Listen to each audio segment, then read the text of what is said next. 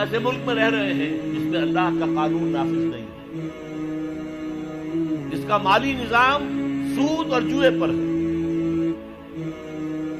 ہم اس کو بدل نہیں سکتے، کیا کریں، کہاں جائیں، کس طرف جاؤں، کسے دیکھوں، کسے آواز دوں؟ اے ہجوم نامرادی، دل بہت گھبرائے ہے، کہاں جاؤں؟ دنیا میں ایک انچ نہیں ہے، کوئی ملک نہیں ہے جہاں اے اللہ تیرا دین قائم ہو جائے تو کہاں جاؤں؟ دیکھیے ہماری بندگی جزوی ہے، نمازیں ہم پڑھ رہے ہیں، روزے ہم رکھ رہے ہیں، مسجدیں عالی شان بنائی ہیں، مدرسے بھی بہت بڑے بڑے بن گئے ہیں، باقی اس میں کوئی شک نہیں، لیکن سوال یہ ہے کہ اوپر جو چھت ہے وہ تو کافرانہ ہے، قانون تو اللہ کا نہیں ہے، کتاب و سنت کے احکام تو نافذ نہیں ہے۔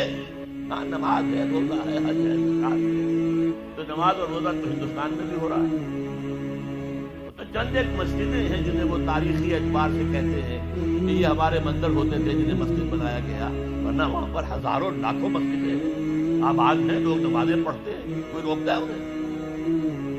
ہم نے یہ ملک بنایا تھا کہ یہاں اسلام کا نظام قائم کریں گے۔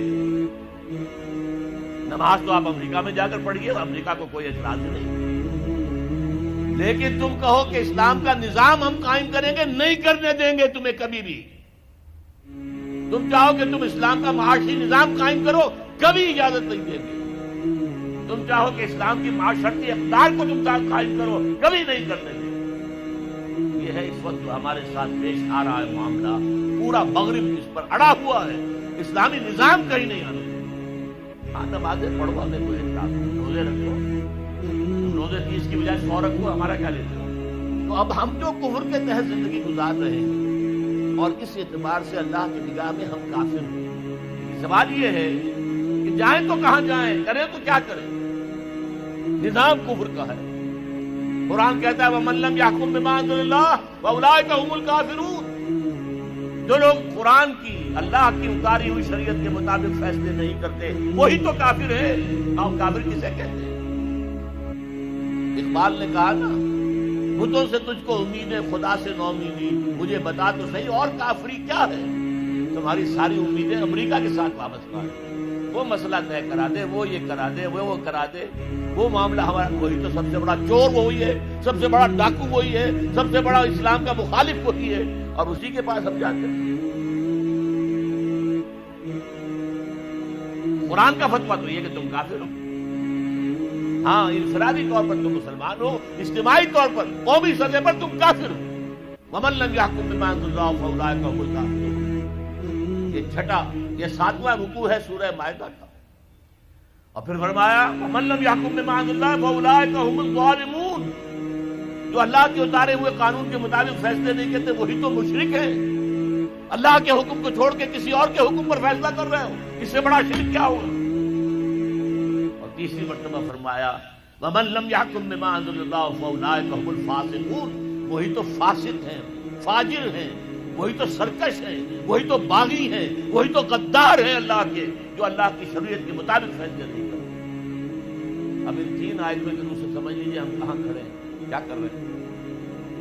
دیکھیے میں آپ کو ایک مثال دیتا ہوں، ہماری آبادی کا میں سمجھتا ہوں اکثریت تو وہ ہے جو نماز روزے کی بھی پابند نہیں ہے۔ ان چیزوں کا چرچا شہروں میں زیادہ، دیہات میں بہت کم رہ گیا، بہت کم، بہت کم، اور ہماری 70% آبادی دیہات کے اندر۔ اچھا جو نمازیں پڑھتے روزے رکھتے ہیں، خاص طور پر شہروں کے کاروباری لوگ، وہ بلیک مارکیٹنگ بھی کرتے ہیں، وہ حسابات بھی غلط دیتے ہیں، جھوٹ بولتے ہیں، جھوٹ یا حلف اٹھاتے ہیں، یہ حساب ہم حلفیہ میں کہہ رہا ہوں یہ حساب صحیح ہے، جبکہ حساب غلط ہے۔ سودی کاروبار کرتے ہیں، اپنے کاروبار کو بڑھانے کے لیے سود کا قرضہ لیا ہے، سودی قرضہ لیا بینک سے، اپنی بلڈنگ بنانے کے لیے بہت بڑی قرضہ لیا ہے بینک سے، تو ان کی عبادت کیا ہوئی؟ وہ اس آیت کے ذہن میں آ گئے کہ نہیں؟ افتؤمنون ببعض الکتاب وتکفرون ببعض فما جزاء من يفعل ذلك منكم الا خزي في الحياة الدنيا ويوم القيامة يردون الى اشد العذاب وما الله بغافل عما تعملون۔ لیکن میں ان کو بھی چھوڑتا ہوں۔ فرض کیجئے ایک شخص ہے، نماز پڑھتا ہے پوری، 5 وقتہ مسجد میں، رمضان کے روزے رکھتا ہے، اور بھی اللہ توفیق دیتا ہے، ایام 20 کے روزے رکھ لیتا ہے، یا ہفتے میں 2 روزے رکھتا ہے، سوموار کے اور جمعرات کے وغیرہ، زکوٰۃ دیتا ہے، کاروبار بھی سارے حلال کر رہا ہے، حرام نہیں کر رہا، سود میں بھی براہ راست ملوث نہیں ہے، نہ پیسہ سود پہ اوپر بینک میں رکھ کر سود کھایا، نہ سود پر قرضہ لے کر کوئی اپنا کاروبار بڑھایا، نہ کوئی اپنا کارخانہ لگایا، نہ کوئی اپنے بلڈنگ اونچی بنائی۔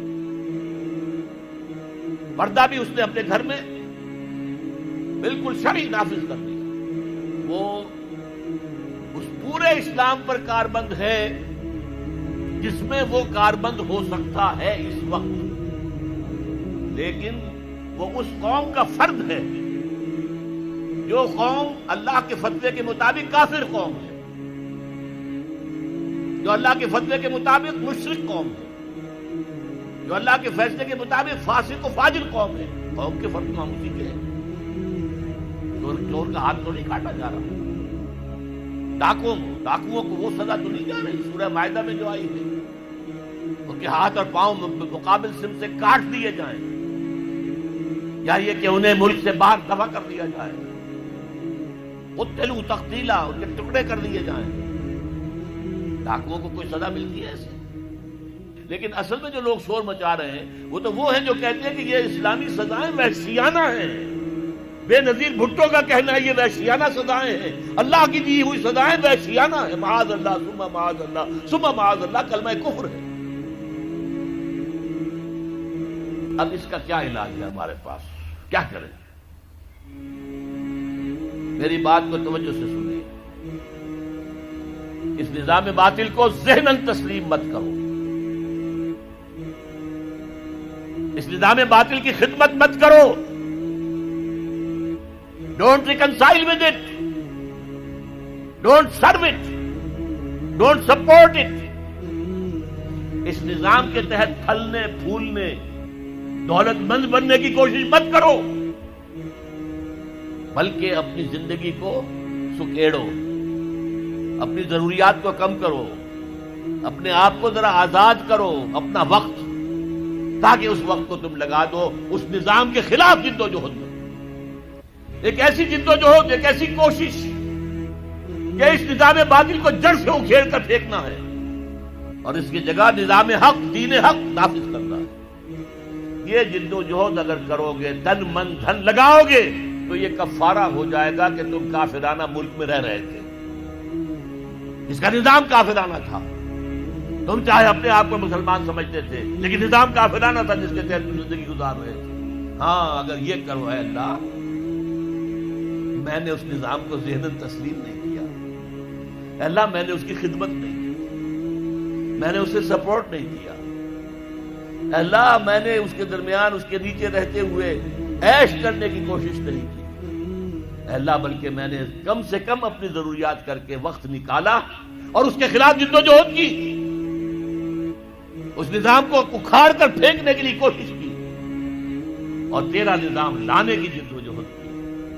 لا نہیں سکے تو اے اللہ ہم کیا کریں، ہمارے اختیار میں تو نہیں ہے، وہ آئے گا تو اسی وقت جب تیری مرضی ہوگی، تیرا منشا ہوگا، لیکن ہم نے اپنی زندگی لگا دی، اگر تو یہ ہے تو کفارہ ہو گیا، اللہ کے عذاب سے آپ بچ جائیں گے۔ اگر یہ نہیں کہہ سکتے، آپ تو اپنے باطل نظام میں رہ رہے ہیں، عیش کر رہے ہیں، اور آپ پھیلنے پھلنے پھولنے کی کوششیں کر رہے ہیں، اور زیادہ عیش مل جائے، اور زیادہ آسائشیں مل جائے، بڑا مکان بنا لوں، اور بڑا محل بنا لوں، اور بڑی حویلی بنا لوں، اور کاروبار پھیلا لوں، 1 مل تھا 2 بن جائیں، 2 کے 3 ہو جائیں۔